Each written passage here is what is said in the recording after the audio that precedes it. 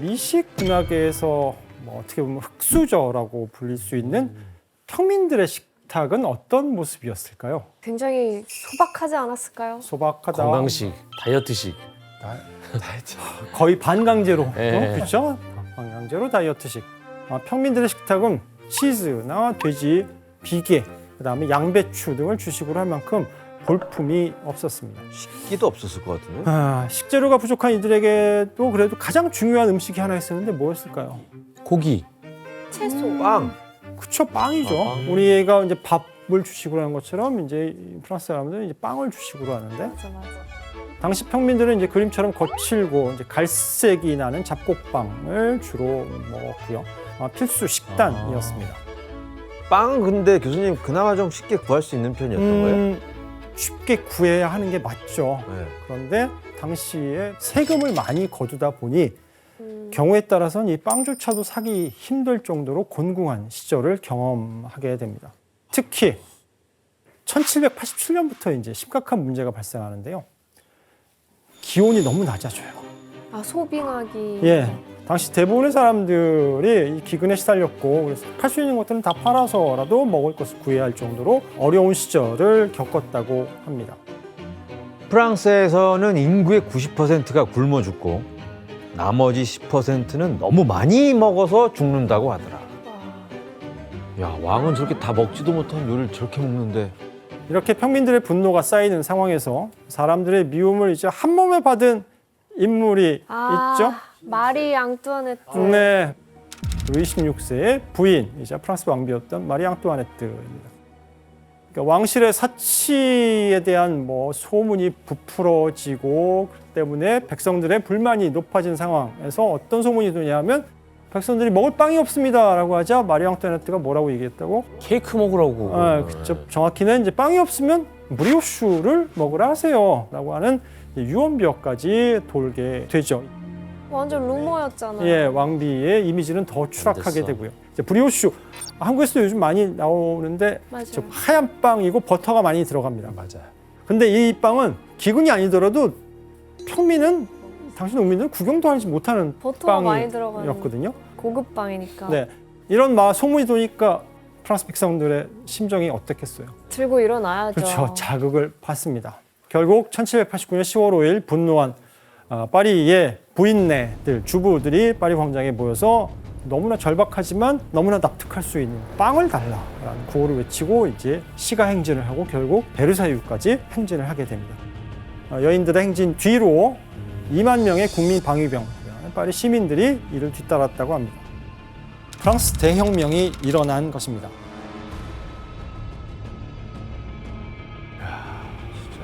사건의 결과 사람들은 이제 절대 왕정을 무너뜨리고 1793년 루이 16세와 그의 아내 마리 앙뚜아네트는 결국 단두대에서 처형되게 되죠.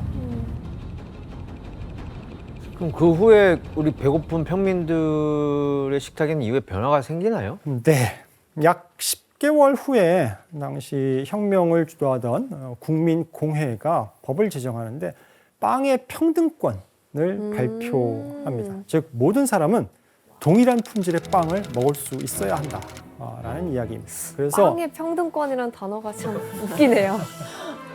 자, 그래서 모든 빵집 주인들에게 오직 한 종류의 빵만 만들어야 한다면서 이를 어길 시에는 처벌까지 하겠다라고 겁박하게 됩니다.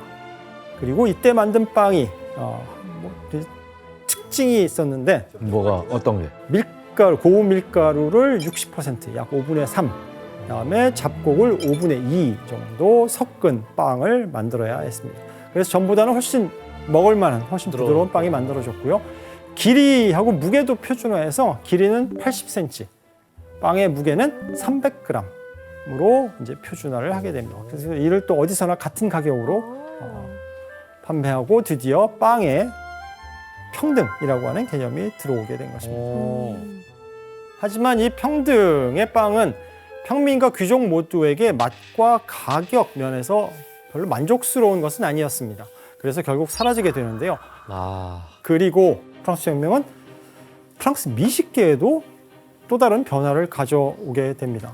자, 혁명 직후에 여전히 왕정으로 되돌아가야 한다라고 주장하는 이제 보수적이고 반동적인 세력이 있었는데 이들을 막기 위해서 혁명에 방해가 되는 사람들을 단두대에 세우면서 파리의 분위기가 굉장히 어수선했습니다.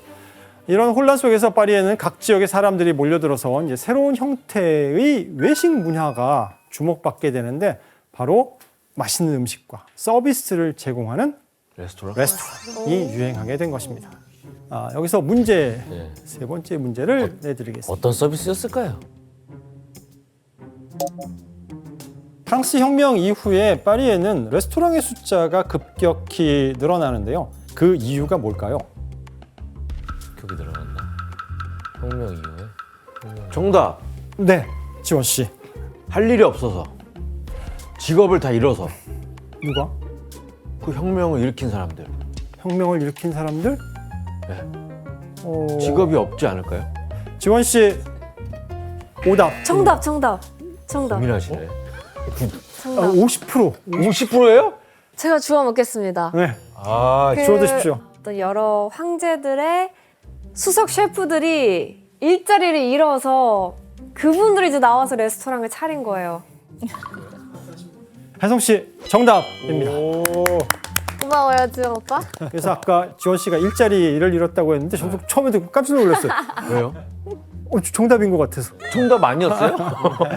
자, 혁명 이후에 파리 그럴만 레스토랑 하다, 숫자가 많아진 결정적인 이유는 그 귀족들이 고용하고 자기 성에 데리고 있던 요리사들이 대부분 해고되었기 때문입니다. 와. 1789년에서 1796년 사이에 약 2,900명의 왕족과 귀족이 처형당했고 와. 해외로 떠난 망명자가 15만 명 정도로 저희가 추산하는데 그 밑에서 일하고 있던 하인들이 약 200만 명 정도 있었다고 하거든요. 200만 명? 200만 명. 와. 그러니까 이 사람들이 다 실직을 당한 거예요. 우와. 근데 이들이 이제 하나 둘씩 파리로 정착하면서 우와. 자신의 특기를 살린 레스토랑을 열게 된 것입니다. 그럼 지금 이제 프랑스에 유명한 레스토랑이 많아진 이유 중에 하나가 프랑스 혁명 그렇죠. 때문이겠네요. 와, 그럼 200년 된 식당도 있겠고 막 이러겠다. 우와. 있을 것 같아. 교수님 그러면 드디어 이제 프랑스의 국민들, 시민들이 귀족들의 음식을 먹게 되는 건가요? 맞습니다. 귀족의 요리사들이 차린 레스토랑에는 그러니까 자연스럽게 자기가 원래 해오던 요리들이죠. 귀족들의 식탁에 올랐던 메뉴들이 좋네. 오르게 되고요. 그래서 그동안 겪어보지 못한 상류층의 미식 문화는 파리 시민들에게 이제 큰 호응을 얻게 되고 그 결과 1789년 파리에서 100개를 웃돌던 레스토랑은 1803년에 이르게 되면 500개가량으로 급증하게 됩니다. 와. 자, 이렇게 프랑스 요리는 혁명을 계기로 귀족의 전임을 해서 모든 프랑스인이 즐길 수 있는 문화로 서서히 발전해 가기 시작합니다. 1871년 1월 28일 무려 130일간 지속되었던 파리 봉쇄가 프랑스의 항복으로 끝이 나게 됩니다. 130일이면 넉 달 이상 넉 달이 버텼네요. 넘어가는. 대단하다. 자, 그렇다면 이 전쟁은 이제 이렇게 끝이 나는 걸까요? 아닙니다. 파리 협상해야죠. 포위전을 성공적으로 마치고 기세등등해진 프로이센은 프랑스 시민들을 다시 한번 자극하고 분노하는 일을 벌이게 되는데요. 바로 그동안 역사적으로 프랑스에게 참패를 당하면서 겪어야 했던 치욕을 이참에 그대로 한번 돌려주자라고 하는 것입니다.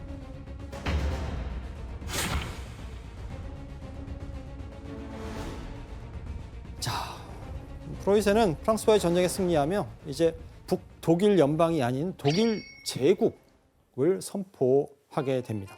그림 보겠습니다.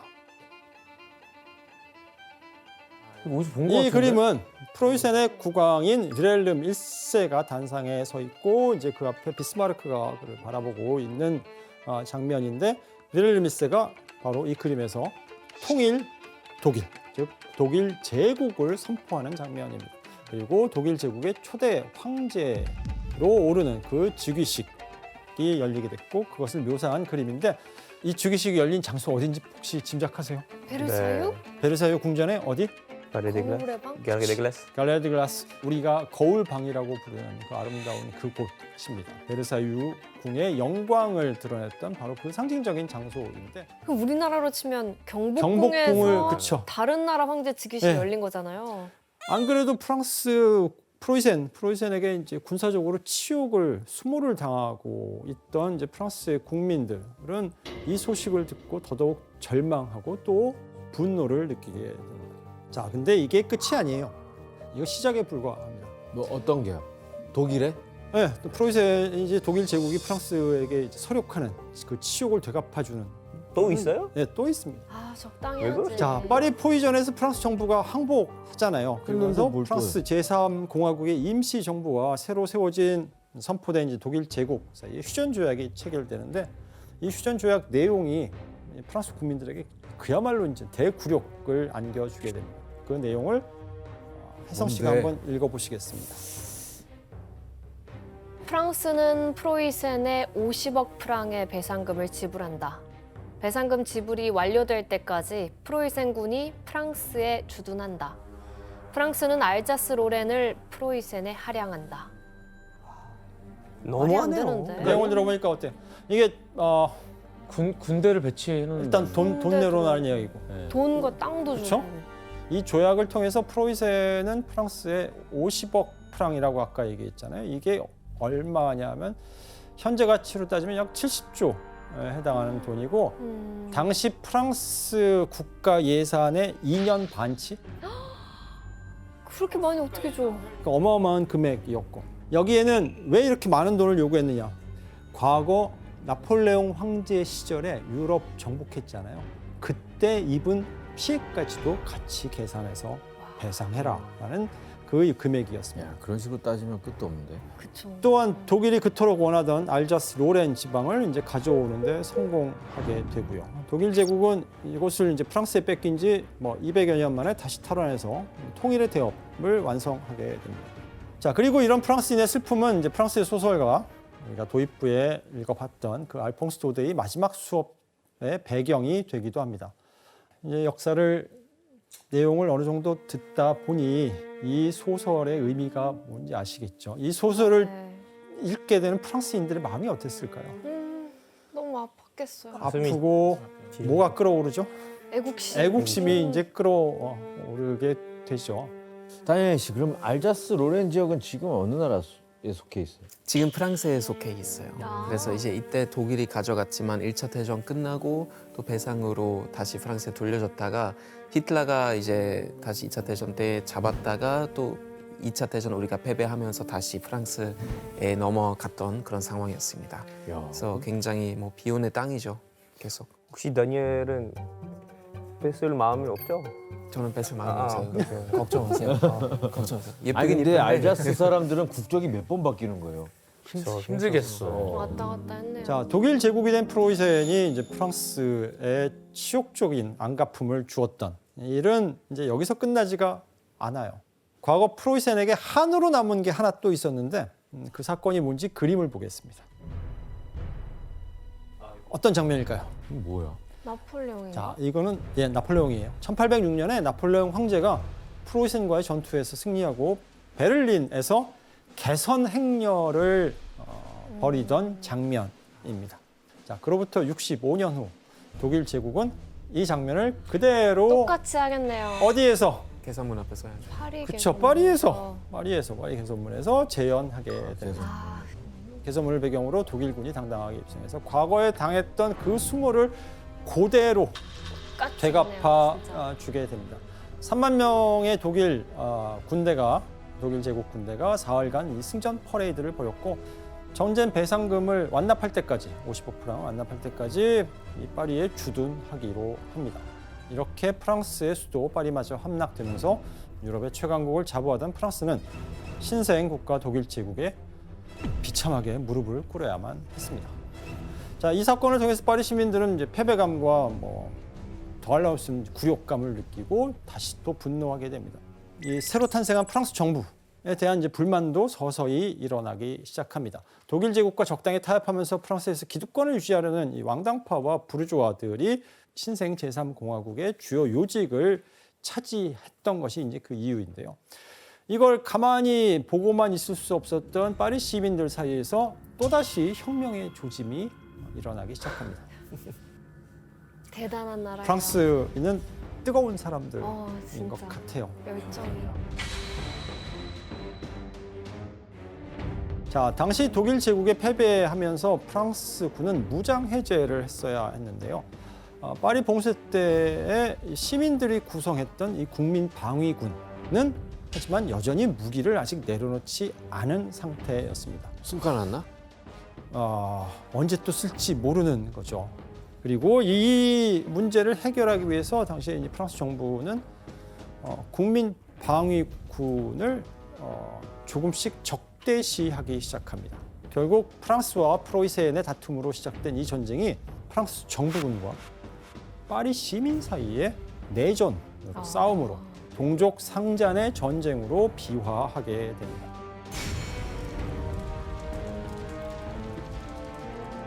자, 1871년 3월 17일 결정적인 사건이 벌어집니다. 바로 대포를 두고 프랑스 정부, 군과 시민들이, 파리 시민들이 맞붙게 된 사건인데요. 당시 국민방위군은 파리 봉쇄 당시에 시민들의 모금으로 만든 이 대포를 약 200문 정도 보유하고 있었습니다. 그리고 이 대포들을 정부가 가져가지 못하게 한 곳으로 옮겨 놓는데 그곳이 어디냐 하면 바로 그 유명한 몽마르트르 언덕 위로 대포들을 옮겨 놓게 됩니다. 앞을 또 위로 옮겼어? 힘들었겠다. 와, 아주 언덕 위에 집결한 200문의 대포입니다. 이렇게 높은 곳에 대포를 갖다 놓고 감시하면 빼앗아가기가 쉽지 않을 거라고 아마 판단했던 것 같아요. 이에 프랑스 정부는 이제 어떤 수를 썼을까요? 이제 뭐 그런 군인들 써서 이제 다시 강제로, 그렇죠? 네, 강제로 빼려고 강제로. 했었던 거였죠. 모두가 잠든 새벽에 작전을 감행합니다. 2만여 명의 정부군을 투입해서 대포인데까지 가고서 대포를 이제 장악했습니다.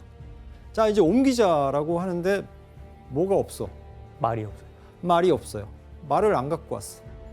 어떻게 해요? 그렇죠. 우선 사람이 다 이걸 끌 수가 없고 말이 있어야 되는데 말들이 준비되지 않은 상태에서 말을 기다리고 있었는데 시민들이 이제 하나둘씩 이 기습 작전을 눈치채고 대포 진지를 에워싸게 됩니다.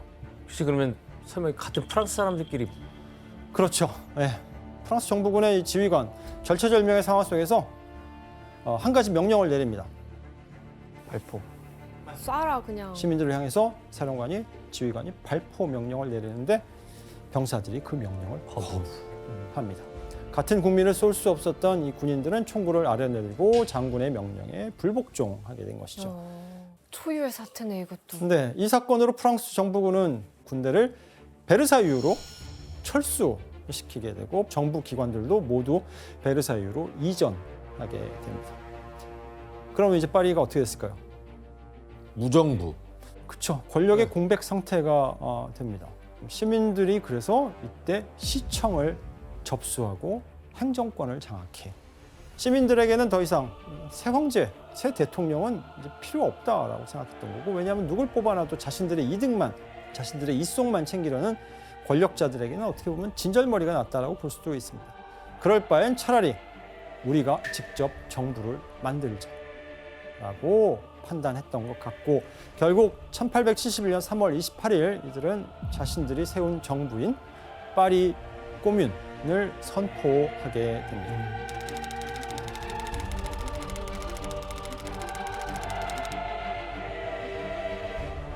그러니까 어떻게 보면 사회적으로 억압받고 지배받던 사람들이 꿈꾸던 유토피아를 현실로 만들기 위해서 처음으로 어쨌든 실험을 해본 케이스라고 보시면 될 것 같습니다. 이 정부에서는 모두가 자유를 얻고 평등한 세상을 어떻게 보면 장밋빛 꿈을 그렸던 그런 사건이었습니다. 그래서 파리 꼬뮌은 프랑스 혁명의 완성판이라고 부르는 사람들도 있습니다.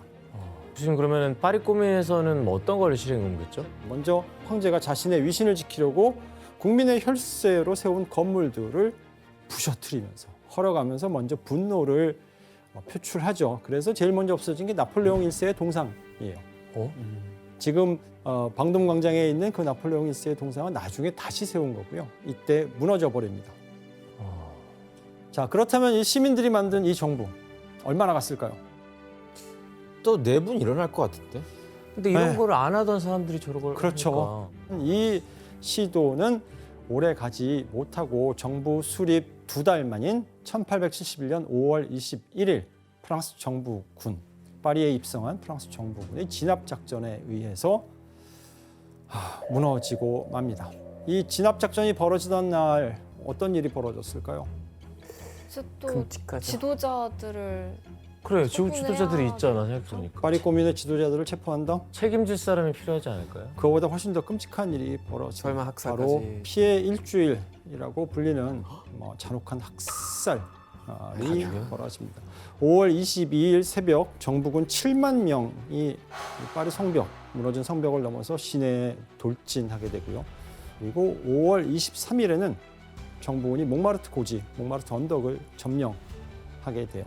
무기도 제대로 갖추지 않은 시민들을 상대로 무차별 학살이 벌어진 것인데요. 당시에 처참했던 상황을 찍은 실제 사진이 있습니다. 실제 사진이라고요? 네. 아, 시체들. 당시 파리 시내엔 이렇게 관에 넣어진 시체들이 질비했다고 합니다. 심지어 프랑스 정부군은 아이들의 사살도 서슴지 않았는데 당시의 참상을 레미제라블을 쓴 프랑스의 대문호 빅토르 위고가 이 파리 고민의 참상을 시로 남기기도 했는데 되게 슬프거든요. 규현 씨가 한번 읽어주시겠어요? 바리케이드 위에 12살 소년이 어른들과 함께 잡혀 있었다. 너도 저들과 한패냐? 예, 우리는 동지예요. 소년이 대답했다. 너희들을 다 쏘아 죽일 테니 네 차례를 기다려. 장교가 말했다. 소년이 장교에게 말했다. 집에 돌아가 엄마에게 이 시계를 돌려주고 와도 돼요? 도망치려는 게지. 장교는 병사들과 키득거렸다. 그러나 소년이 자랑스러운 모습으로 다시 나타나 벽에 기대며 말했다. 이제 쏘세요. 죽였다가는 창피를 당할 것 같아 장교는 소년을 풀어주었다. 내용 들어보니까 어떠세요? 저렇게 어린 소년까지 고민에 있었다는 거잖아요. 네. 분노에 차서 이 시를 쓴 빅토르 위고는 차마 결말을 끔찍하게 쓸 수는 없었다라고 전해집니다. 실제로 이 소년은 이때 총살당해서 죽었다고 아이고. 알려져 있고요. 1871년 5월 28일 7일간 벌어졌던 이 진압작전은 이렇게 비극적으로 막을 내렸고 파리 꼬뮌은 두 달 만에 역사 속으로 사라지고 말았습니다. 아니, 전쟁 중에 적군이었던 독일도 죽이지 않은 저 프랑스 시민을 프랑스인들이 네. 하지만 파리 꼬뮌은 이후 세계사에 큰 역사적 의의를 남겼습니다.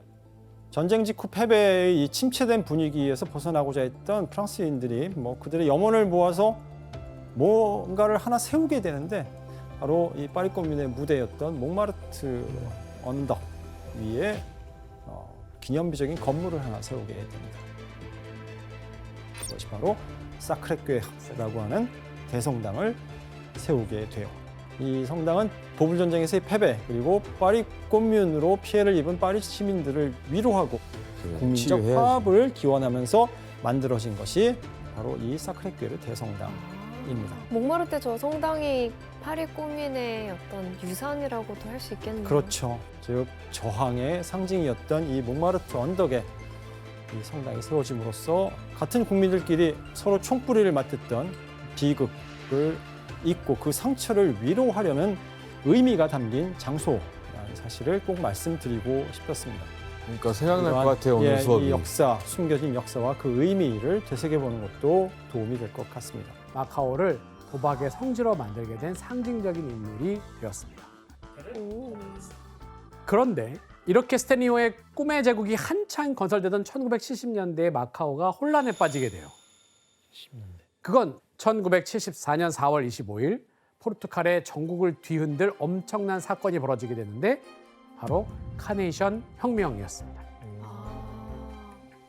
당시 포르투갈에선 40년간 이어져 오던 독재 정권 그리고 계속되는 식민지화의 전쟁에 대한 반발감 때문에 청년 장교들이 혁명을 일으켰거든요. 아이고야. 이를 지지하는 시민들이 카네이션을 건네자 비폭력 쿠데타를 벌이겠다라는 뜻으로 카네이션을 총구에 꽂으면서 화답을 했던 겁니다. 결국 이 혁명으로 포르투갈의 카에타노 총리는 투항을 했고 정권은 바뀌게 돼요. 포르투갈의 신정부는 이 해외 식민지에 대한 권리를 그러자 일괄 포기하고 이들의 독립을 인정해주기 시작합니다. 이 사건은 당시 포르투갈의 식민지였던 마카오에 당연히 영향을 주게 되는데요. 그럼 완전 어떻게 돼? 그럼 스탠리호의 나라가 되는 거야? 아니지. 이제 독립을 그러면 하겠죠. 이제는 이제 또 포르투갈의- 중국 정부가 와서 개입하겠죠. 그렇죠. 네. 포르투갈이 중국 측의 마카오를 반환하겠다고 한 겁니다. 그래서 근데 어쨌든 그러면 마카오는 이제 식민 지배에서는 벗어날 수 있게 된 거네요. 그런데 바로 그렇게 된 건 아니었어요. 중국 입장에선 마카오보다 홍콩을 돌려받는 게 더 중요한 문제였고요. 아, 우선순위가 아니었던 거죠. 우선순위 그렇죠. 홍콩이 더 중요했던 겁니다. 영국령이었던 홍콩. 그래서 포르투갈 정부가 이미 중국 공산당에 굉장히 유화적이었기 때문에 마카오 반환 자체를 급하게 서두르지 않고 좀 뒤로 미루게 됩니다. 대신 포르투갈과의 여러 회담 등을 통해서 마카오를 중국 영토로 규정을 했고요. 그리고 언젠간 반환이 이루어져야 된다는 것에 대해서는 서로 합의를 하기 시작합니다. 그러는 동안 마카오 내에서 포르투갈의 영향력은 점점 약해졌죠. 가장 큰 변화가 바로 마카오에 주둔해 있던 포르투갈 방위군을 철수하게 된 거였어요. 자, 그럼 포르투갈군의 철수로 인해서 마카오의 상황은 어떻게 바뀌게 되었을까요? 혼란스러워지지 않을까요? 치안 유지가 어려울 텐데. 맞습니다. 치안에 공백이 생긴 거죠. 그리고 그 틈을 타서 마카오에 찾아오게 된 사람들이 있어요. 바로 이름만으로도 섬뜩함을 느끼는 중국의 최대 범죄 삼합회. 삼합회가 왜 마카오에 찾아오게 된 거예요? 그 이유는 당시 삼합회가 처한 상황과 관련이 있어요. 자, 시간을 조금 이렇게 위로 돌려서요. 1949년 중국 공산당이 중화인민공화국을 세웠을 때요. 중국 본토가 엄격한 통제하에 놓이게 되자 탄압을 받았던 게 바로 삼합회였습니다. 그리고 이때 그들의 도피처로 선택한 곳 중 하나가 바로 영국령 홍콩이었죠. 그리고 당시 홍콩에서 활동하던 삼합회를 상징하는 대표적인 건물이 있어요. 뭐지?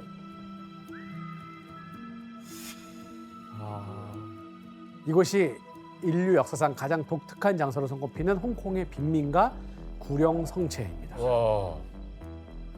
자, 이것은 과거 송나라 때 해적을 방어하기 위해서 만들었던 군사적 요충지였거든요. 그런데 청나라 시절에 아편 전쟁을 통해서 홍콩을 영국에 할양을 했을 때 이 구령 성체만은 청나라의 영토로 남게 됩니다. 그래서 영국에선 이 지역을 관리를 하지 않았고 청나라 이후에 세워진 중화인민공화국에서도 중국 본토와 연고가 없기 때문에 이것에 대한 행정권을 포기했던 거죠. 아무도 컨트롤을 못했구나. 그렇죠. 결국 구령 성체는 주권과 치안권이 공백 상태로 무법지대가 되었죠. 근데 저기 뭐 숨으면 못 찾을 것 같아. 야, 좀 그러니까. 너무 복잡스럽다. 마국지 근데 왜 저렇게 빽빽하게 건물이 몰려 있는 거예요? 일단 사진을 지금 보시니까 느낌이 딱 어떻게 오시나요? 복잡해요. 그냥 일단 감옥 같아요. 들어가면 못 나올 것 같아. 네, 지금 보시면 건물들이 정말 숨 막힐 정도로 굉장히 붙어 있는 모습인 거죠.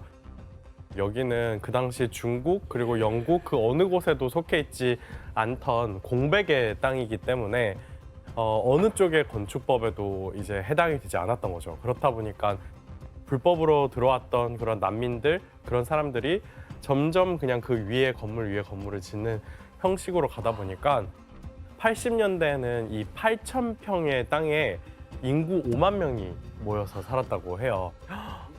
그거를 지금 서울시 면적에 11억 5천만 명이 몰려서 산다라고 생각을 해보시면 될 것 같습니다. 나 진짜 안 돼요. 숨 막혀. 듣기만 해도 숨 막혀. 우리 출근 시간 5시간 걸릴 거예요, 그러면. 자, 그런데 1970년대가 되자 이 홍콩을 장악한 삼합회의 입지가 또 한 번 흔들리게 됩니다. 당시 홍콩에서 활동하던 영국인 경찰 간부가 횡령을 저지른 사건이 발각이 됐는데 이를 계기로 1974년 홍콩에 반부패 수사기관이 설립이 된 겁니다. 결국 이 구령 성체에 있던 조직폭력배들은 대대적으로 소탕 작업에 의해서 소탕이 됐고 이후 홍콩 삼합회는 와해가 됐는데요. 그중 일부가 마카오로 갔던 겁니다. 마카오로 간 거구나. 당시 마카오는 스탠리호의 효과로 카지노 사업이 막 한창 성장할 때였잖아요. 삼합회가 이를 이용해서 돈을 벌 수 있지 않을까 생각을 했던 거죠. 새로운 거점으로 찾았구나. 그렇죠. 이런 삼합회 입성으로 마카오는 범죄 도시로 완전히 전락을 하게 되는데 특히 마카오 삼합회 보스로서 그 암흑가의 대부로 군림하던 자가 있었어요. 그의 이름은 바로 왕콕코이입니다. 누구지? 이 왕콕코이는 1970년대 마카오에서 온 삼합회의 최대 파벌 중 하나인 14K 파에 입단했고 이후 보스의 자리까지 올라선 인물이었습니다. 14K 좀 낮은데 급이 18K는 돼야 되는 거 아니야? 더 안쪽이니까 24K가 그 있게 다른 파가 있겠지. 24K 정도는 돼야지. 어쨌든 자, 이 왕콕코이가 이끄는 삼합회 14K파는 마카오에서 마약, 무기 밀매, 매춘 등 다양한 범죄 활동을 일삼아 왔습니다. 또한 마카오 카지노 관련 사업체와 돈 세탁, VIP 사업 등 각종 이권에 개입하면서 무소불위의 파워를 자랑했죠. 자, 이들은 고액의 이자를 붙여서 돈을 빌려주고 갚지 못하면 장기 매매까지 하는 등 각종 불법 행위를 자행해 나갑니다. 그리고 서로 더 많은 돈을 벌기 위해 카지노 사업의 이권을 둘러싼 조직 간의 피 튀기는 전쟁을 벌이기도 합니다. 바로 아파르테이트입니다. 아파르테이트는 아프리칸어로 분리 또는 격리를 뜻하는 말로 백인과 흑인 그리고 그 외 유색인종, 즉 서로 다른 인종끼리 분리되어야 한다는 것인데요. 보호인들을 우대해주기 위해 영국이 사실상 시작한 정책이었죠. 영국이 시작한 거였어요? 하여튼 피터십 다 불러야 돼 진짜 오늘. 피터 있었으면 좋았을 텐데. 그 어쨌든 뭐 교수님 그 아파르트 헤이트는 뭐 어떤 것들이 있어요? 우선 백인 거주 지역을 따로 지정했습니다. 그리고 흑인들이 이 지역에 접근하지 못하도록 통제하는 통행법을 시행했죠. 그 중에서도 가장 심각한 차별 정책은 바로 흑인들의 투표권을 박탈한 것이었습니다. 당시 남아프리카 연방의 인구는 흑인 원주민이 약 68%, 백인이 약 21%, 그 외 유색 인종은 약 11%로 이루어졌는데요. 근데 이 정책에 따라 전체 인구 중 21%에 불과한 백인들만이 투표를 할 수 있게 된 것이죠. 원주민들의 그런 정치적 영향력을 완전 없애버린 거네요. 그렇죠. 불공평해. 결국 이런 아파르테이트 정책으로 인해 남아프리카 연방은 영국인과 보호인, 소수의 백인이 지배하는 나라가 된 것입니다.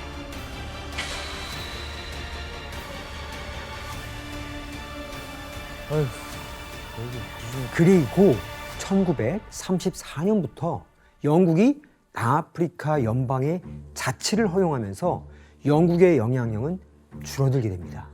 아, 그러면 보호인들의 영향력이 더 커지겠네요? 맞습니다.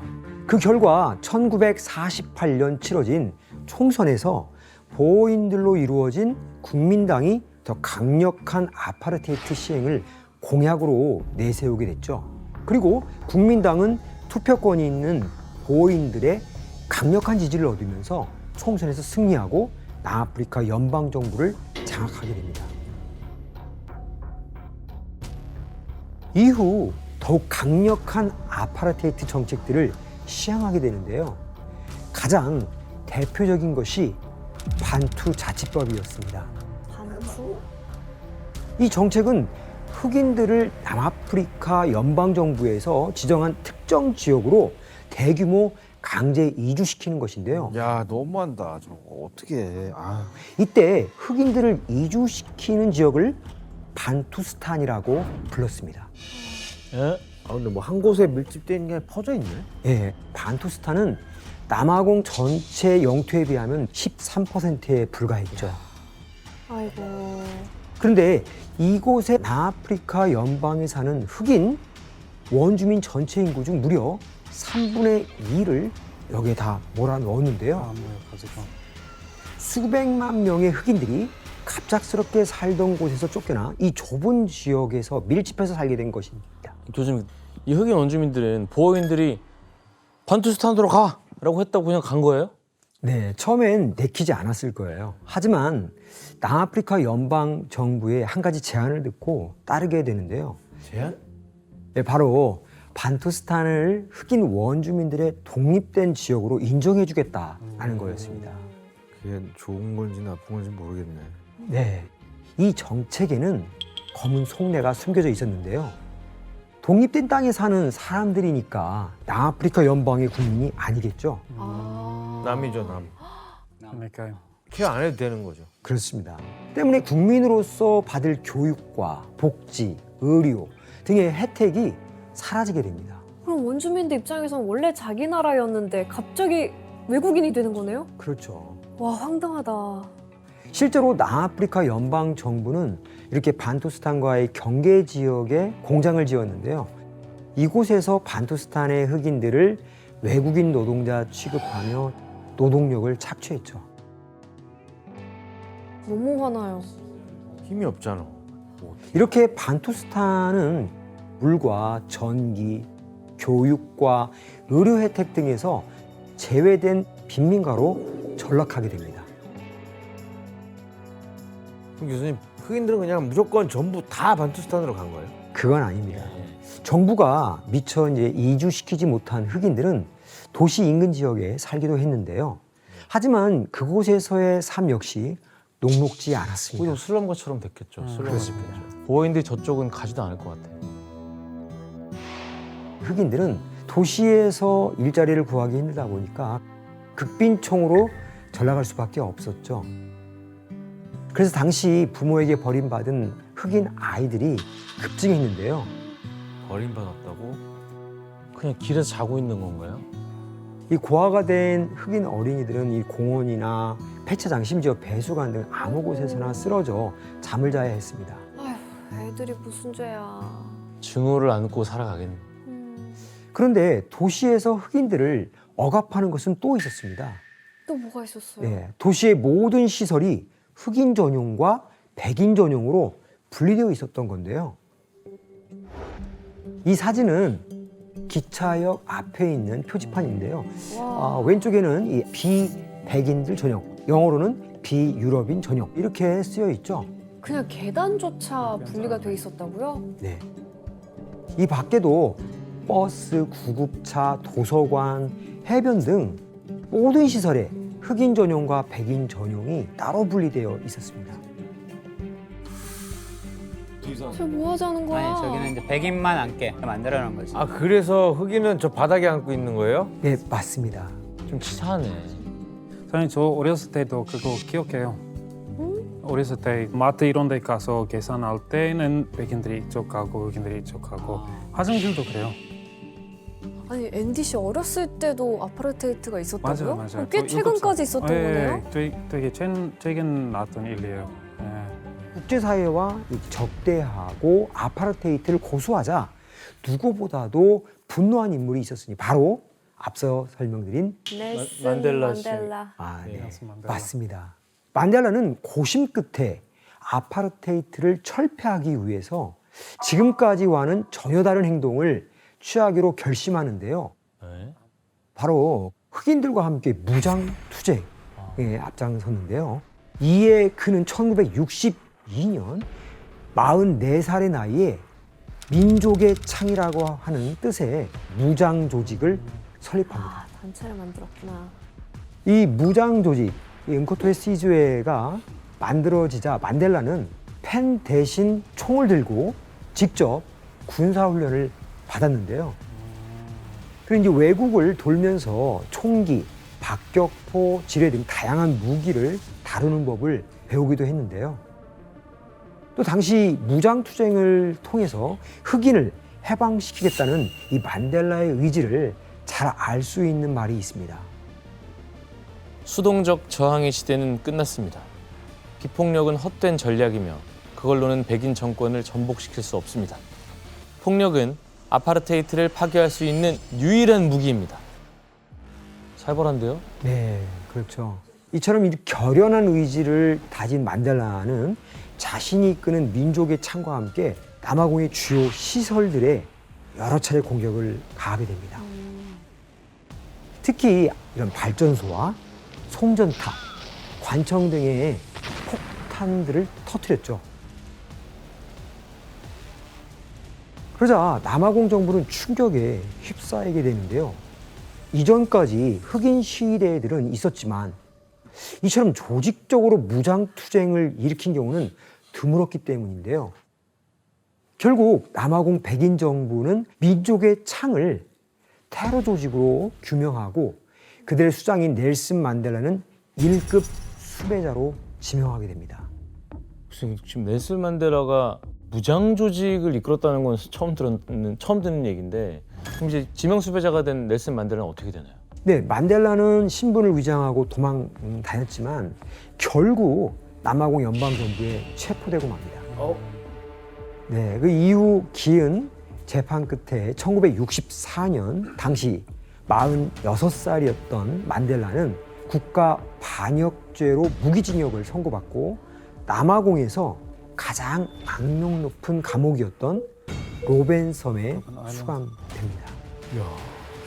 진짜 외딴 섬이네. 네, 이 로벤섬은 케이프타운 항구에서 떨어진 망망대해 있는 섬으로 주변 파도가 험해서 탈출은 꿈도 못 꾸는 곳이었습니다.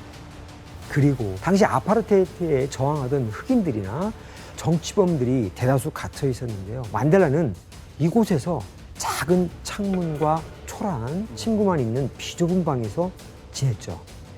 이렇게 절망적인 상황 속에서도 만델라 역시 흑인 해방에 대한 의지를 꺾지 않는데요.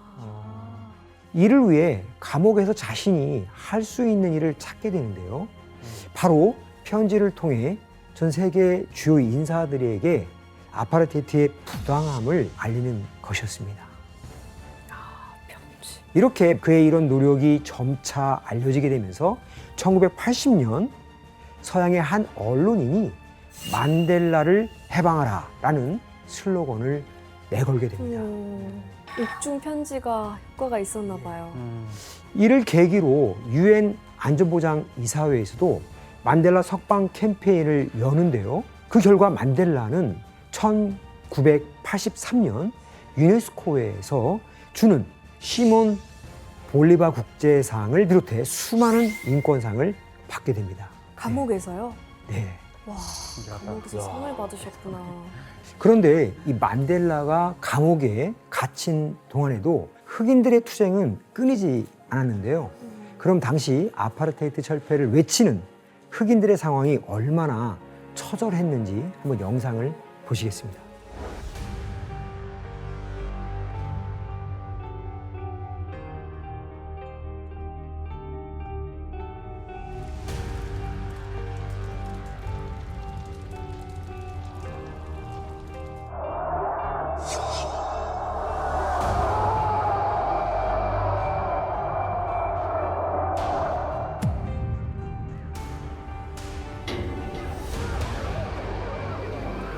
이건 70, 80년대 같은데 느낌이? 어떡해. 아, 너무해. 야 이러면은 시위도 본격화될 것 같아. We have the very strong feeling that they are here to kill us. 그러니까. 진짜.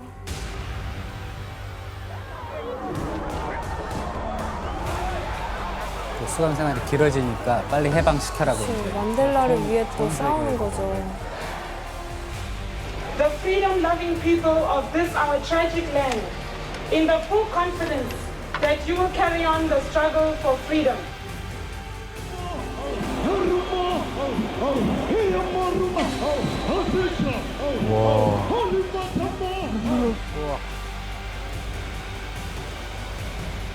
생각보다 규모가 너무 진짜 큰 것 같아. 이거는 그냥 와. 그렇죠. 그리고 이를 통해 만델라는 더 이상 무장 조직의 수장이 아닌 남아공 흑인 해방의 지도자이자 저항의 상징으로 떠오르게 됩니다. 이렇게 만델라의 위상이 점점 높아지게 되자 당시 남아공의 백인 대통령이었던 피터 빌럼 보타는 만델라에게 한 가지 협상을 제안하는데요. 뭐였을까요? 당신이 나서 이제 석방시켜 줄 테니까 시위를 좀 막아달라. 진압해달라. 네, 과연 규현 씨 말이 맞을지 당시 상황을 각색한 대화를 지원 씨와 규현 씨가 한번 읽어주실래요? 지금 남아공에서 매일 흑인들의 시위 때문에 거리가 불타고 있습니다. 만약 당신이 흑인들에게 시위를 멈추라고 말해준다면 감옥에서 나가게 해주겠소. 아니, 그것보다 아파르테이트 철폐가 우선입니다. 우리 모두의 자유가 아니라면 어떠한 조건도 받지 않겠습니다. 남아군 흑인의 자유와 나의 자유는 분리될 수 없습니다. 와, 진짜 멋있다.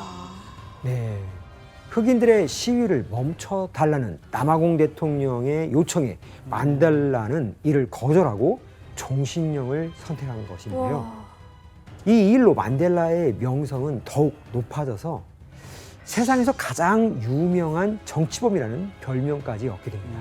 더 영웅이 됐겠네요. 그렇습니다. 만델라가 유명해질수록 아파르테이트 철폐를 요구하는 목소리는 더욱 커져갔고 이는 곧 만델라를 해방시키라는 외침으로 이어지게 됐는데요.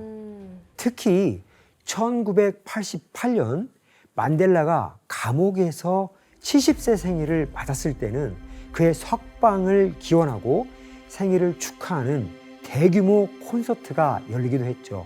콘서트요? 와, 감옥에서 콘서트 했다. 그리고 이 콘서트는 BBC를 통해서 11시간 동안 67개국에 생중계되면서 무려 6억 명의 시청자가 함께 지켜봤죠. 와.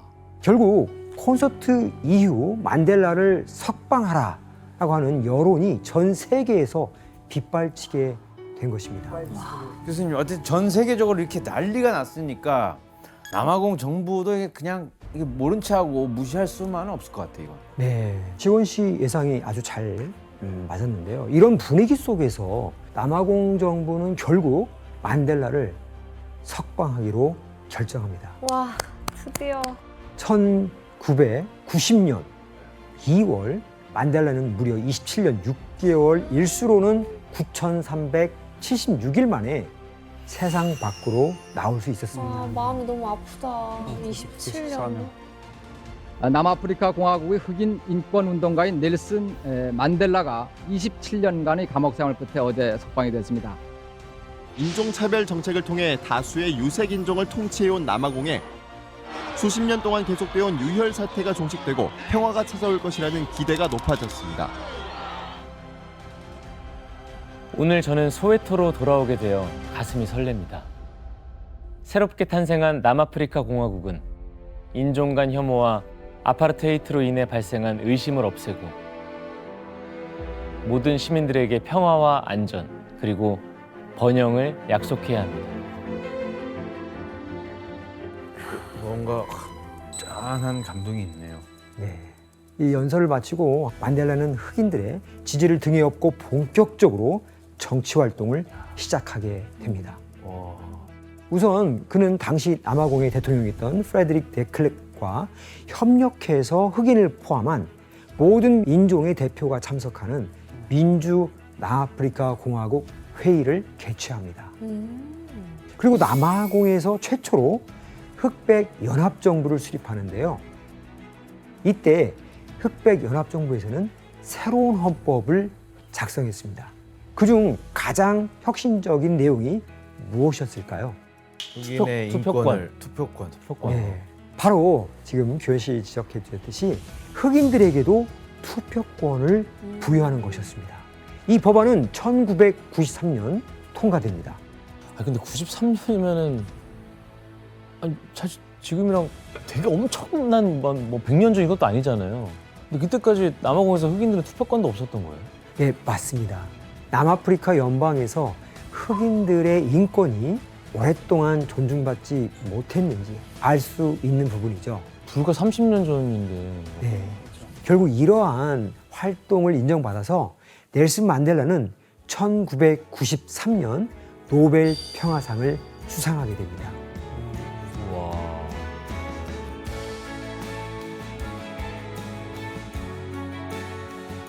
옆에 있는 사람이 만델라를 도왔던 남아공의 대통령 데클레르크입니다.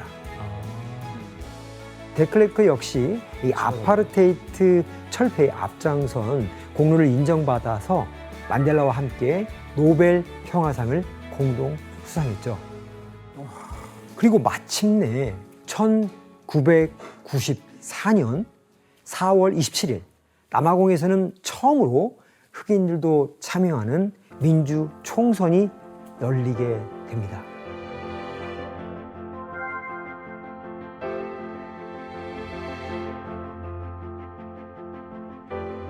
이 선거를 통해 대통령으로 선출된 인물은 바로 넬슨 만델라입니다. 대통령이 돼요? 네. 진짜 드라마틱하죠. 네, 이후 만델라는 남아공 최초의 흑인 대통령으로서 약 80년간 이어져 온 아파르테이트 철폐를 공식적으로 선언하게 됩니다. 와.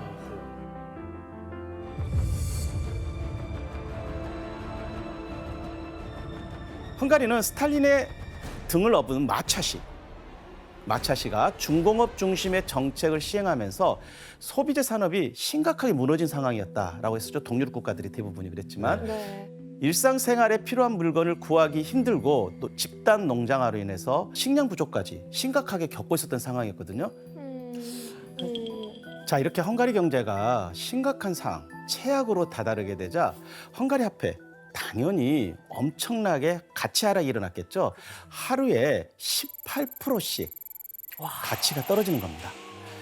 이렇게 되자 기금속, 애화, 생필품 이런 것들이 물물교환되다시피 하면서 화폐는 거의 그 기능을 완전히 상실하게 되는 것이죠. 경제가 파탄이 나네요. 결국 헝가리 국민들은 소련의 통제를 거부하고 헝가리 독립을 요구하는 소련으로부터 벗어나고자 하는 목소리를 높이기 시작을 합니다. 그러다 보니 지도자가 있어야 되겠죠. 앞에서 먼저 나서는 헝가리에 부는 개혁의 바람에 앞장을 섰던 사람이 있습니다. 바로 러지 임네였습니다. 러지 임네. 자, 러지 임네는 공산당의 지도자였지만 소련보다는 국민들의 삶을 좀 더 나아지게 하겠다라는 그 개혁들을 추진합니다. 굉장히 어떻게 보면은 헝가리 국민들 입장에서 보냐면 환영을 할 사람이죠. 그 강제 집단 농장화 정책을 완화하고 농민들이 자율적으로 농사를 지을 수 있도록 그 기반을 마련해 주기도 합니다. 또 중공업 중심 정책에서 소비재 이주 산업으로 이제 좀씩 바꿔가면서 국민들이 일상생활에 필요한 물품들을 생산하는 데 중점을 두다 보니까 당연히 훨씬 더 풍요로운 그전보다는 생활을 좀 유지할 수 있게 된 것이죠. 야, 교수님, 헝가리 국민들이 이런 변화에 엄청 기뻐했겠어요. 당연합니다.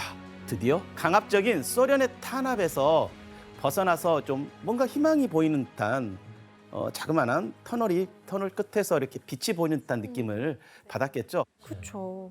하지만 러지의 이런 개혁 정책은 헝가리 내 강경파 공산주의자들의 강력한 반발을 불러일으킵니다. 아유, 아직도 정신 못 차렸어.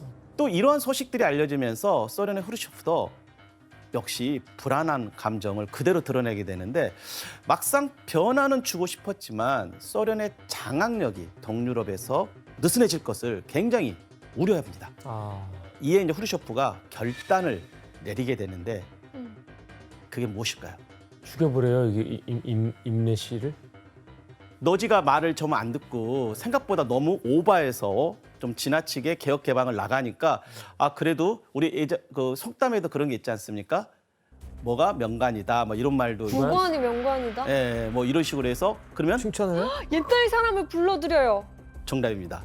아까 말씀드렸던 그 마차시를 마차시는 안 돼. 이 강력한 독재자이자 헝가리 국민들을 탄압으로 몰아넣었던 마차시를 다시 총리 자리에 앉히는 말도 안 돼. 겁니다. 아무리 그래도 어떻게 마차시를. 이런 걸 통해서 이제 소련의 진짜 의도를 파악할 수가 있는 겁니다. 소련은 개혁 개방에 관심 없습니다. 그러네요. 오직 쉽게 컨트롤하고 다스릴 수 있는 이송 국가가 필요했던 와, 것이죠. 충격적이다. 자, 이렇게 되자 헝가리 국민들 반응이 어땠을 것 같습니까? 독립을 원했더니만 독재자를. 오, 어이가 없어요. 1956년 10월 23일 헝가리 국민들의 굉장한 반발과 저항 정신이 그대로 드러나는 사건이 발생합니다. 부다페스트 시내 한복판에 목이 잘린 스탈린 동상이 출현하게 된 것입니다. 목이 잘린 걸 어떻게 했다는 거지? 동상을 그리고 여기 보시다 보면은 뭐라 적어져 있습니까? 영어로? WC 화장실? 예, 화장실이라고 이렇게 표기가 되어 있죠. 당시 헝가리 국민들의 입장을 충분히 이해할 수 있죠. 요즘 말로 보자면은 뭐 사이다 같다라고 그런 감정을 느끼지 않았을까 생각을 해봅니다. 자, 그래서 이 일은 이제 부다페스트의 대학생들이 헝가리 국회의사당에 집결해서 민주주의와 소련의 지배로부터 독립을 요구하는 시위의 시작점이 되게 됩니다. 와, 이제 시작이 되는구나. 이후 약 2만 명에서 시작된 시위대들은요, 시간이 지나면서 점차 20만 명까지 늘어나면서 대규모 시위대로 발전하게 되죠. 자, 그리고 시위대들은 스탈린의 동상을 끌어내리고 구멍 뚫린 국기를 흔들기 시작합니다. 원래 이거였어요? 원래 이건데. 진짜? 그러니까 이거 가운데 보시면 망치와 빨간 별이 있잖아요. 그거는 소련을 상징하는 맞아. 문장이기 때문에 그래서 그거를 돌린다고 해서 이제 상징을 없앤다라는 뜻이 돼버린 거죠. 잘했네, 잘했어. 야, 그러면 이런 반응들에 대해서 소련이 엄청 놀랐을 것 같은데 이런 거에 대해서 어떻게 대응을 했어요? 엄청 놀랐죠. 크루셰프는 국민들의 분노, 헝가리 국민들의 분노를 잠재우기 위해서 다시 너지를 헝가리 총리로 복귀시킵니다. 이랬다 저랬다 뭐예요 정말. 마차씨 또 그 잘린 거예요? 마차씨는 다시 이제 또 퇴임을 하기 지금 안돼 지금. 돌아올 수도 있어. 못 돌아와, 이제 죽을 거야. 곧 죽을 거야, 마차씨. 자, 그래서 총리로 복귀한 너지는 일당제 독재 체제를 폐지하고 자유로운 다당제 선거를 하겠다라고 발표를 하게 됩니다. 그리고 헝가리 국민들의 염원인 이것을 요구하는데 바로 소련군은 철수시키는 게 먼저 필요하겠죠. 이것은 이제 시위대를 달래기 위해서 한 약속인데 이게 시위대라는 게 그렇지 않습니까? 한번 시작하면 걷잡을 수가 없잖아요. 좀 더 가격한 양상으로 발전을 하게 되는데 이렇게 결국 헝가리 혁명이 본격적으로 이제 시작되게 된 것입니다.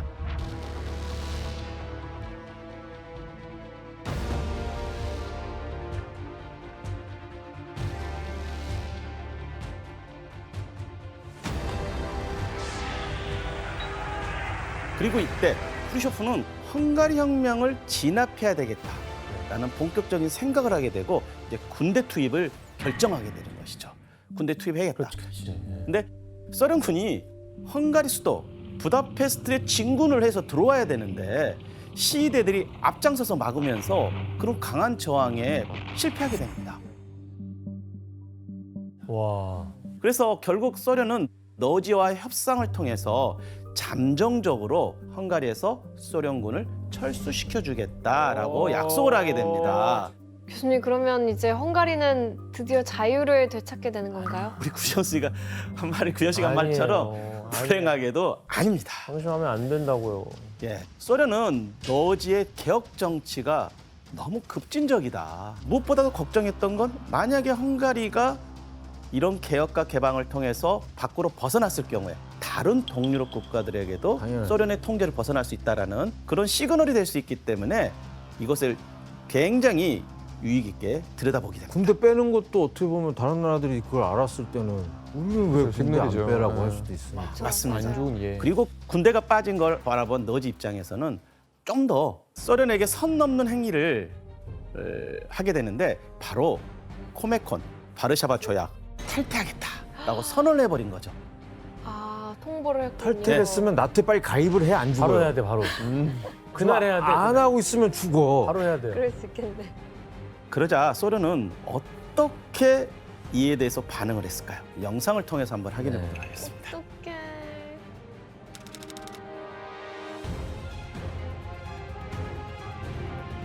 음. 11월 4일 소련군이 탱크 1000여 대를 비롯해서 12만 명의 대규모 병력을 앞세우고 들어온 것이죠. 탱크 밀고 들어오네.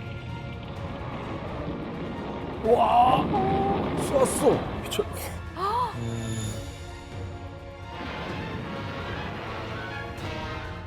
이게 뭐야? 근데 너무 빈약하잖아. 그러니까요. 네, 맞습니다. 시위대들은요 소총으로 저항을 했었지만 결국 소련군의 강력한 무력 합배에 결국 패배할 수밖에 없었습니다. 길거리에 저 시체들이 아. 1964년 10월 새로운 소련의 지도자가 등장합니다. 바로 레오니드 브레즈네프를 들 수 있습니다. 브레즈네프는요 후르쇼프의 여러 급진적인 개혁들을 중단해 버립니다. 다시 정치적 안정을 깨하면서 공산당 중심의 강력한 중앙 집권화를 시도하게 되는데 헝가리 혁명과 같은 그런 민주화 운동이 다시는 발생하지 않도록 공산주의 체제 유지를 최우선시하고 동유럽에 대한 정치, 군사적 통제를 보다 더 강화하게 됩니다. 그런데 이 같은 소련의 억압에도 여전히 민주화를 꿈꿔나가게 되는데 그중에 한 나라가 있었습니다. 그 동유럽의 어디였을까요? 체코슬로바키아죠. 맞습니다. 체코슬로바키아. 바로 체코슬로바키아였는데 이곳에서 국민들의 마음에 민주화의 불을 지폈던 역시 또 지도자가 있어야 되겠죠. 네. 바로 알렉산더르 두브체크입니다. 두브체크는 1968년 1월 5일부터 체코슬로바키아의 권력을 잡고 그는 인간의 얼굴을 한 사회주의를 하면서 강력한 개혁을 표방을 하게 됩니다. 두브체크는 언론의 자유, 표현의 자유, 다당제의 가능성, 기존의 공산주의 체제를 위협했었던 여러 개혁을 추진해 나가면서 인간의 얼굴을 가진 사회주의를 본격적으로 꿈꾸게 되는 것이죠. 두브체크의 개혁은 국민들 사이에서 지지를 당연히 크게 받았겠죠. 그렇죠. 헝가리와 마찬가지로 경제적 침체기를 겪고 있었던 체코슬로바키아 시민들은 거리로 나와서 개혁을 지지한다라는 시위를 벌였고 두브체크의 개혁을 지지하는 엄청나게 많은 여러 조직과 단체들이 본격적으로 생겨나게 됩니다. 하지만 이건 동유럽의 공산 정권이 안정적으로 유지되기를 바랬던 브레즈네프, 어쩌면 브레즈네프의 정책에 전혀 반대되는 모습이었다라고 할 수가 있습니다. 그러네요. 그래서 브레즈네프는 두브체크에게 바로 개혁 중단하고 기존의 공산주의 체제를 계속 유지해라라고 강력하게 요구하게 됩니다. 자, 이처럼 체코슬로바키아의 움직임이 심상치 않다라고 판단했었던 소련은 그럼 어떻게 대응을 했을 것 같습니까? 또 군대 끌고 가요? 또 이번에는 바로 군대를 움직이진 않았습니다.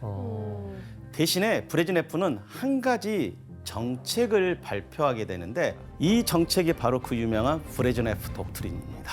와, 무섭다. 브레즈네프 독트린은 동유럽의 공산주의 정권 유지를 위해서 소련과 바르샤바 조약국들, 그 동맹국 간의 내정에 깊숙이 개입할 수 있는 권리를 부여를 해준 겁니다. 왜냐하면 우린 한 몸이니까. 네, 맞습니다. 이렇게 새로운 정책까지 발표하면서 내정 간섭을 정당화했었던 브레즈네프. 이후 본격적으로 군대를 출동시키는 겁니다. 1968년 8월 21일 체코슬로바키아 라디오에서 이런 뉴스가 나옵니다. 바르샤바 조약군들이 자정 직전에 체코슬로바키아를 침공했다라는 보도가 발표가 되게 되는데 바로 두브체크의 개혁 운동 진압을 위해서 침공했다는 소식이겠죠. 소련군의 침공 사실을 알게 된 체코슬로바키아 시민들은 평화적인 저항을 하겠다라고 이걸 촉구했었고 그로 인해서 꽃을 들고 뜨거면 소련을 향해서 저항 아닌 저항을 모습을 보였던 것이죠. 그거 어떻게 쏴?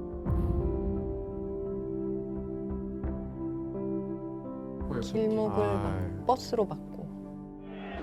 맨몸으로 막는다고요? 어떡해.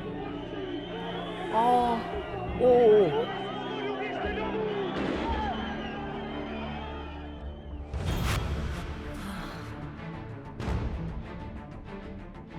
제발. 쏠 것 같은데? 하지 마. 쏠 것 같아. 아, 진짜 너무 싫. 이렇게 평화에 맞섰던 시민들에게 돌아온 것은 잔인한 무력 진압이었습니다.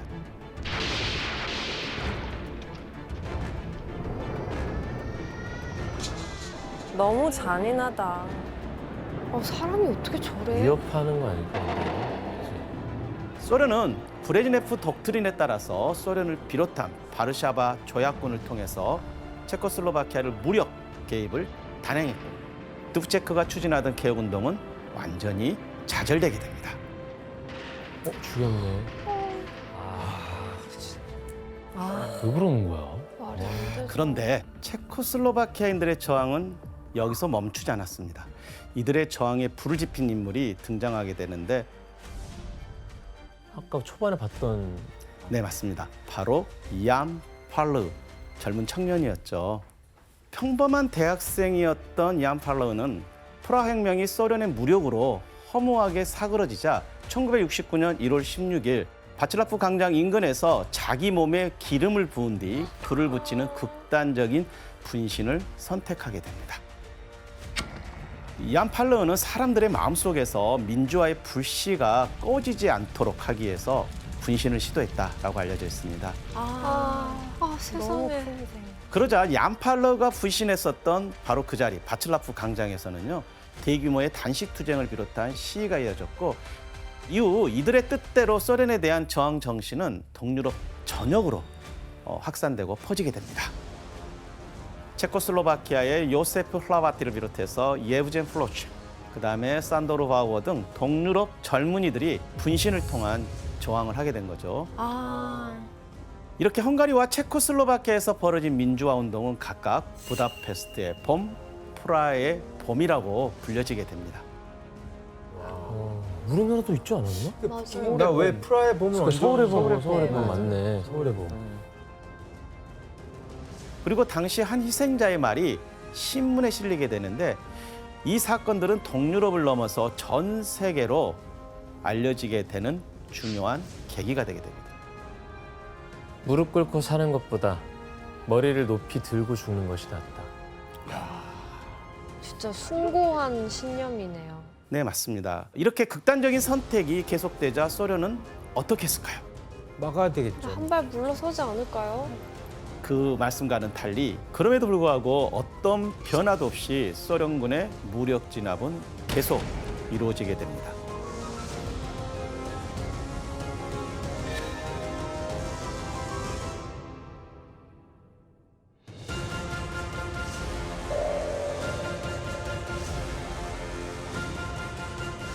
자, 이렇듯 혁명은 실패로 돌아가게 됩니다. 아깝다. 그런데 동유럽의 민주화는 예상치 못한 사건을 발단으로 본격적으로 시작되게 되죠. 바로 소련 정권이 다시 한번 교체되는 것이죠. 소련의 지도자가 된 인물 아시겠어요? 고르바초프. 네, 맞습니다. 미하일 고르바초프죠. 1985년 소련의 정권을 잡게 된 고르바초프는 어떤 연설을 하게 됩니다. 굉장히 중대한 연설인데 어떤 연설이었는지 영상으로 한번 확인해 보도록 하겠습니다. 88년. Очевидно, например, что сила и угроза силой не могут более и не должны быть инструментами внешней политики. 무력은 더 이상 도구가 От 되지 всех, 않는 а от более сильных в первую очередь, требуется самоограничение и полное исключение применения силы вовне. 네, 이것은 소련이 동유럽 국가들이 군사 개입을 정당히 했던 브레즈네프 독트린을 사실상 폐기한 것이나 다름없었습니다. 다행이에요. 이제 다행이죠. 동유럽들이 좀 제대로. 인지부터 자유를 느낄 수 다른 있겠네. 말을. 이제 조금 평화적인 방법들이 나올 것 같아요. 네, 맞습니다. 이렇게 되자 동유럽 국가들은 소련의 무력 개입을 이제 더 이상 두려워하지 않겠죠. 그래서 민주화 운동을 좀 더 강력하게 펼쳐나가게 됩니다. 그리고 이때 가장 먼저 나선 나라 역시 폴란드였습니다.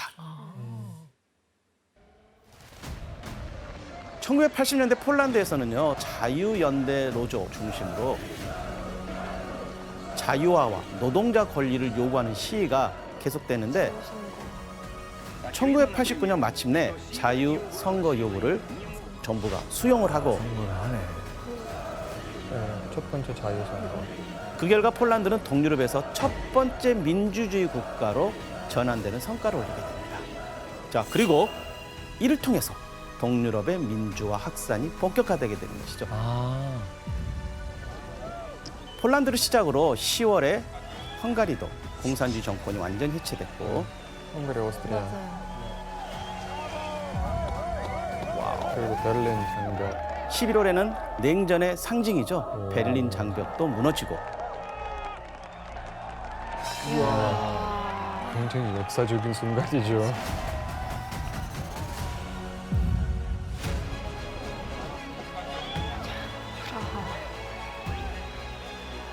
벨벳 혁명이라고 하는구나. 네, 맞습니다.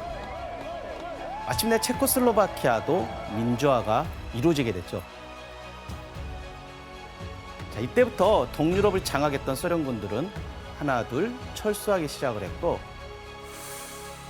본격적인 민주화를 맞이하게 되는 것이죠. 저렇게 오랫동안 저랬는지 몰랐네. 그러니까요.